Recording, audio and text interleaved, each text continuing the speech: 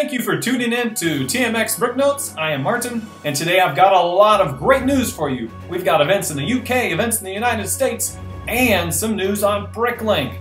Not to mention a question from the Brick Adjuster. So let's get started. Alright, I put my glasses on so I can read some information for you guys. We're going to start with your international news. In Newcastle, which is like Northeast United Kingdom area, we've got an event, Brick City Exhibition. In March, in the Center for Life in Newcastle, there's a new event called Brick City. Now, it's put on by Warren Elsmore, who last year actually released a book by the same name.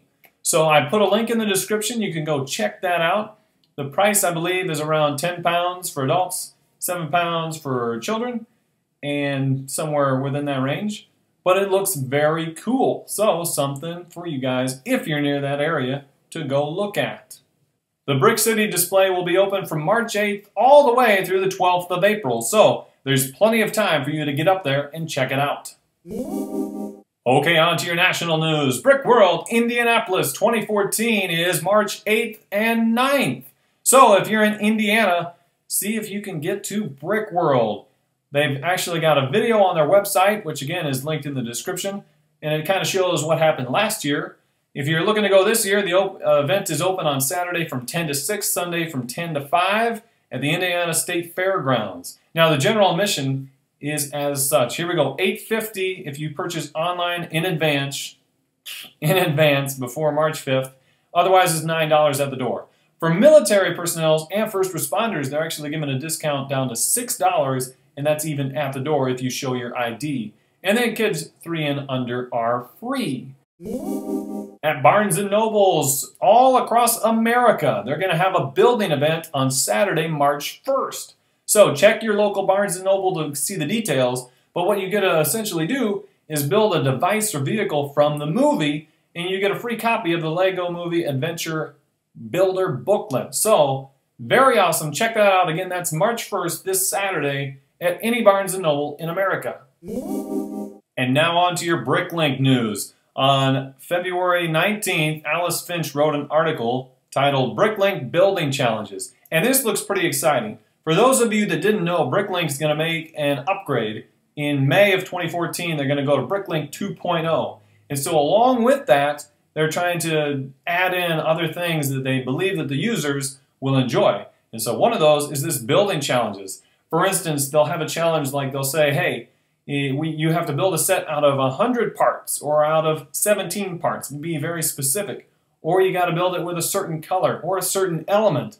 And they hold these contests. And in fact, the first contest looks like it will be ending at the end of April. And the winner will be announced none other than at Philly Brick Fest. So those of you at Philly Brick Fest may get a firsthand see the announcement of the winnings. I don't know how they're going to do that.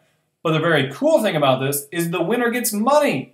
In fact, first prize is $500, second place $300, third place $200. So again, check the description, check out the details, and maybe you can get in this contest and win some money, or at the very least, have fun building Lego. And finally, in local news, I think I need a haircut. Or at least to match the sig fig that Brick Fam made for me and just go completely bald.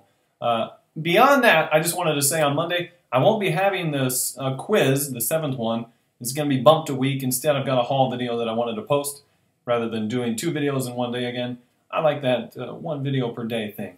So, let's get on to the question. Today's question is from the Brick Adjuster. So, the Brick Adjuster asked a few questions, and they were kind of answered, but I want to go into a little more detail on it. So, let's run down what his questions are. He says, what does TMX stand for? Is it something about Texas, because I used to live there? Why are you Tall Man X, which I will answer? Are you really tall, which is already answered in a previous video? You should check it out. It's pretty awesome. And you should do a poll video where you can vote to do Guess Your Height. And I did. So, let's get on to those questions. What does TMX stand for? Well, you've seen the intro of the video. It stands for Tall Man X. And why am I called Tall Man X? Well, a good buddy of mine, Tim, gave me the nickname in high school, and he thought it was pretty cool. If you're familiar with rap, you know that there's a DMX, which is Dark Man X, and so that's kind of where that came from. It just filled it in with tall.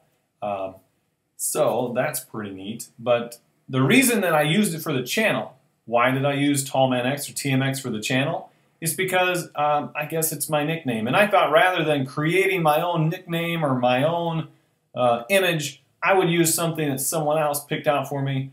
I think it's a little more genuine that way, and I think it's a good description. By the way, I like TMX. I think it's really cool.